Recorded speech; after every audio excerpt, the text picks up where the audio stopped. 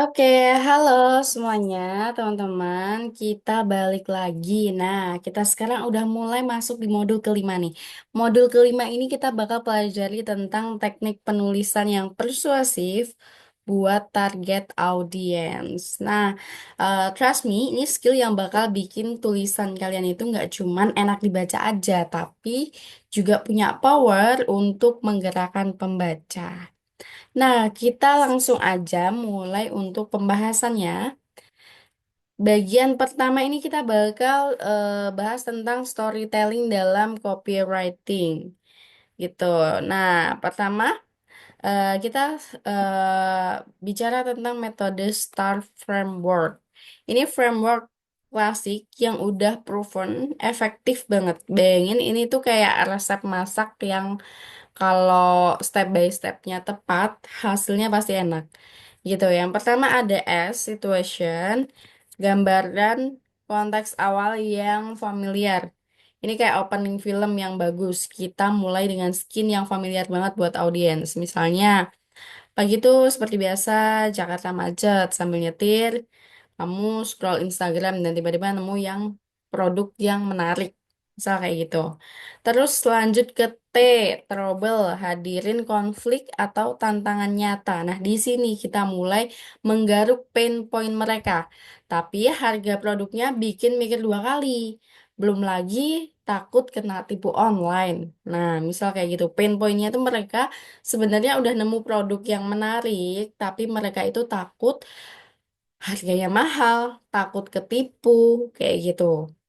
Terus kita masuk ke A, aspirasi atau aspiration itu kasih harapan atau impian.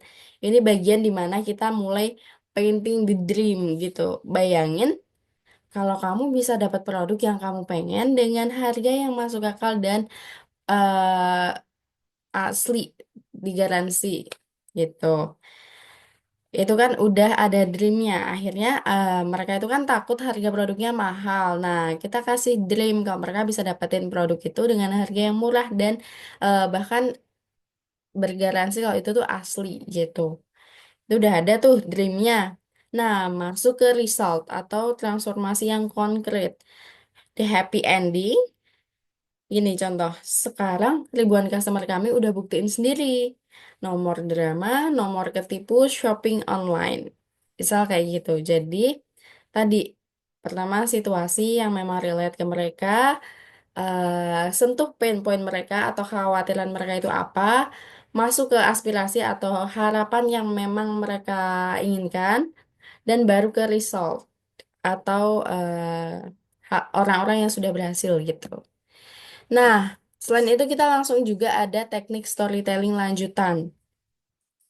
Nah, ini tuh kita butuh tiga kunci utama. Yang pertama itu personal touch.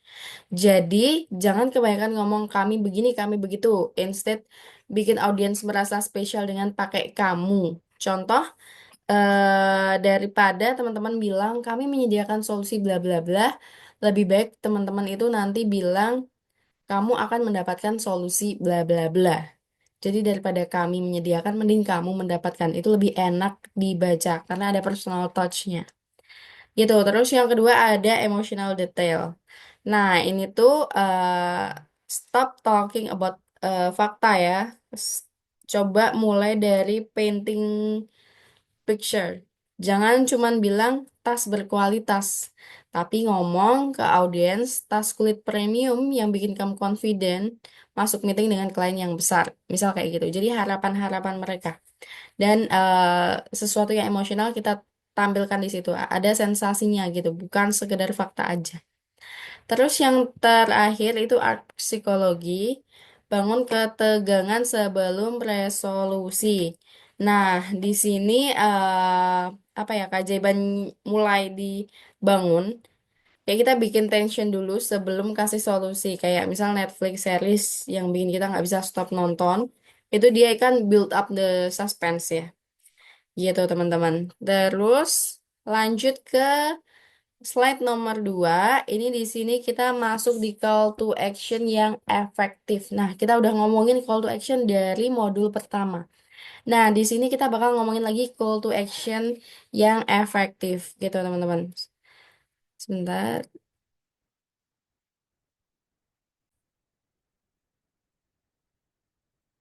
Oke, kita lanjutin tadi ya soal call to action. Nah, ini tuh bagian yang krusial banget. CTA itu kayak closing deal gitu loh di sales. Jadi ada tiga komponen yang utama, teman-teman. Ada tiga komponen yang utama. Sorry, ini belum aku hide. Oke, komponen kuncinya itu yang pertama urgency, yang bikin mereka itu tuh kalau nggak sekarang, terus kapan gitu. Jadi contohnya, flash ini cuman berlaku hari ini atau limited slot untuk 50 pendaftar pertama gitu. Yang kedua itu kemudahan. Jadi nggak ada orang yang suka sesuatu yang complicated. Tunjukin betapa gampangnya gitu. Misal tinggal 3 klik barang sampai dalam 24 jam gitu. Terus yang ketiga adalah reduction. Jadi hilangin keraguan mereka. Misal kayak 30 hari uang akan kembali. Garansi 30 hari uang kembali kalau misalkan tanpa syarat. Oh ya, gitu. 30 garansi 30 hari uang kembali tanpa syarat. Misalkan ada kerusakan gitu. Itu untuk bikin audiens itu merasa resikonya rendah. Nah, kita bakal masuk ke contoh komparatif CTA. Nah, di sini ada jenis-jenis CTA, terus juga ada versi yang lemah dan powerful. Di sini aku bandingin gitu ya, teman-teman. Dibanding teman-teman CTA penjualan, dibanding kata-kata beli sekarang, itu lebih powerful kalau teman-teman bilang dapatkan transformasi Anda hari ini diskon 50% terbatas. Jadi ada urgensinya. Kemudian lead gen. Itu dibanding teman-teman tulis daftar, itu lebih powerful kalau teman-teman tulis buka potensi rahasia Anda, klaim panduan gratis sekarang. Kayak gitu. Dan untuk engagement nih, untuk versi lemahnya itu dibanding teman-teman suruh audiens untuk bagikan, bisa dikasih kata-kata pemanis. Jangan sampai cuman kamu aja yang rasain manfaatnya. Share ke teman kamu lainnya. Nah, ini contoh-contoh komparatif CTA yang teman-teman bisa gunakan. Nah, itu nanti bisa di ini ya, teman-teman. Bisa diolah aja tergantung dari brand atau eh, apa ya, tulisan yang memang teman-teman mau buat. Disesuaikan dengan personalisasi dari brand tersebut. Gitu. Nah, kita masuk di power words and trigger words. Nah, ini katalog power word berdasarkan motivasi. Jadi, eh ini kata-kata yang memang apa ya, bisa teman-teman langsung pakai aja ketika teman-teman ngomongin masalah motivasi achievement, juga motivasi keamanan. Jadi tergantung konteks yang teman-teman tulis nantinya. Kalau misalkan motivasi achievement, itu misalnya rahasia, terbukti, garansi, eksklusif, limited edition, kayak gitu-gitu.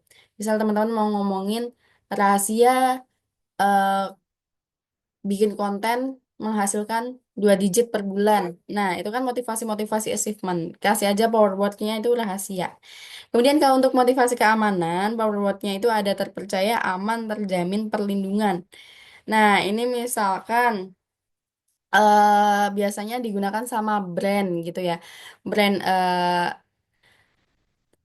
misal brand skincare. Orang itu ada rasa worry kalau misalkan skincare itu tuh nggak aman. Jadi biasanya brand skincare ini ada power words-nya misal gini, perlindungan ekstra untuk kulit dari sinar matahari. Jadi ada hal-hal yang memang bikin kita merasa oh ya udah ini emang aman nih karena dia mengklaim ini. Makanya yang lagi viral akhir-akhir ini kan overclaim ya teman-teman. Nah, itu yang bikin motivasi keamanan power words-nya itu udah nggak berlaku lagi karena orang-orang udah alah ini ngomongin A juga ini cuman overclaim nggak aslinya nggak kayak gini gitu. Jadi jangan sampai kita overclaim juga kalau misalkan dalam motivasi keamanan. Kita kasih meskipun ada power words-nya ini kita berikan yang memang fakta ya teman-teman. Kita berikan yang memang fakta. Jangan sampai kita kasih yang hoax gitu. Terus ini kita masuk di strategi penempatan untuk trigger words. Yang pertama ini di headline. Ingat, headline itu krusial banget. Jadi kasih kata-kata terbaik kalian di headline. Terus yang kedua, gunakan dalam transisi paragraf. Selipin aja di transisi paragraf buat maintain momentumnya. Terus yang ketiga, kombinasikan secara alami. Jangan dipaksakan, tapi make it sound natural gitu. Jadi dibikin senatural mungkin, jangan dipaksain gitu. Terus yang keempat, sesuaikan dengan persona audience. Selalu consider ya, audience persona audiensnya itu seperti apa. Kan kita di modul sebelumnya kita udah bahas gimana cara mengidentifikasi persona audience gitu. Lanjut, ini last but not least, ini ada keyword research. Ini yang bikin konten kita itu discoverable. Nah, tools yang wajib teman-teman bisa pakai itu empat ini. Sebenarnya banyak banget toolsnya, cuman empat ini adalah yang paling umum. Yang pertama itu ada Google Keyword Planner. Itu tuh gratis ya teman-teman, dan juga powerful. Terus juga ada Semrush sama Ahrefs. Nah, ini tuh dua ini. Kalau misalkan teman-teman udah mulai mendalami copywriting, teman-teman bisa pakai dua ini. Nah, kalau teman-teman masih pemula, teman-teman bisa pakai Ubersuggest. Ini paling gampang untuk dipakai dan juga gratis. Sebenarnya semua ini gratis, cuman dia ada beberapa fitur yang memang harus berbayar gitu. Tapi kalau teman-teman mau cobain dulu, itu bisa gratis. Silahkan bisa dicoba dulu untuk ekspor tools mana yang teman-teman tuh nyaman untuk pakai gitu. Nanti kita bakal gimana ya? Kita bakal bahas lebih lanjut gimana cara pakai tools-toolsnya mungkin ya nanti. Dan misal ini tuh sebenarnya, misal teman-teman pegang brand skincare. Nah, misal teman-teman pegang brand skincare, kata-kata apa yang memang banyak dicari sama audiens saat ini, itu teman-teman bisa cek di tools-tools ini. Jadi misalkan eh kandungan apa sih yang memang banyak dicari sama orang-orang sekarang, atau kelebihan apa yang memang banyak dicari. Misal teman-teman mau bikin brand skincare tentang sunscreen. Nah, apakah orang-orang itu banyak nyari sunscreen dengan SPF berapa? Itu teman-teman bisa cek di tools-tools ini. Jadi mana yang paling banyak dicari, bahkan di situ ada angkanya, berapa banyak kata-kata tersebut itu dicari, berapa banyak keyword tersebut itu dicari gitu. Jadi ini untuk membantu teman-teman nulis. Nah, nanti teman-teman bisa ambil yang memang kata-kata itu banyak dicari, tapi tidak terlalu banyak yang menggunakan. Jadi nggak terlalu banyak brand yang pakai. Nah, kalau kayak gitu, teman-teman udah bisa nemuin eh yang apa ya, keyword yang emang bener-bener winning. Banyak dicari, tapi belum banyak yang pakai. Jadi teman-teman harus coba research untuk hal tersebut, gitu teman-teman. Terus yang selanjutnya adalah strategi long tail keyword. Nah, di sini ada identifikasi pertanyaan spesifik audience. Kayak apa sih yang sebenarnya audiens itu cari? Yang kedua, analisis search intent.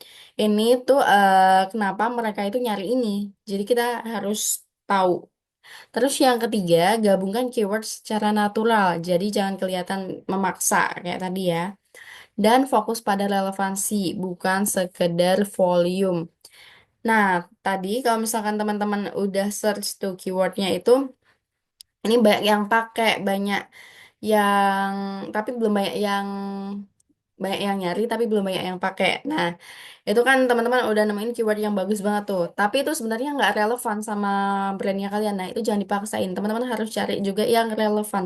Jadi fokusnya sama relevansinya. Jangan cuman sekedar volumenya gitu. Better rankingnya agak rendah tapi convert daripada rankingnya tinggi tapi nggak relevan gitu teman-teman. Oke, nah ini udah selesai sih, udah selesai untuk pembahasan modul kelima ini. Teman-teman bisa coba aja bikin satu paragraf pembuka pakai Star Framework, terus pilih produk atau jasa apapun yang teman-teman suka. Jadi teman-teman bisa apa ya, tahu gimana teman-teman apply dari keyword ini tadi. Terus remember ya guys, copywriting itu yang persuasif adalah perpaduan antara art sama science. Jadi framework dan juga teknik yang science itu kita padukan. Dan cara kita menyampaikannya itu murni art.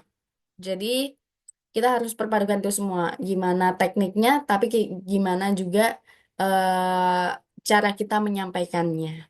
Nah, kurang lebih seperti itu teman-teman untuk keywordnya. Nanti kita bakal lanjut pembahasan untuk di modul ke-6. Terima kasih banyak buat teman-teman yang udah nonton videonya sampai akhir.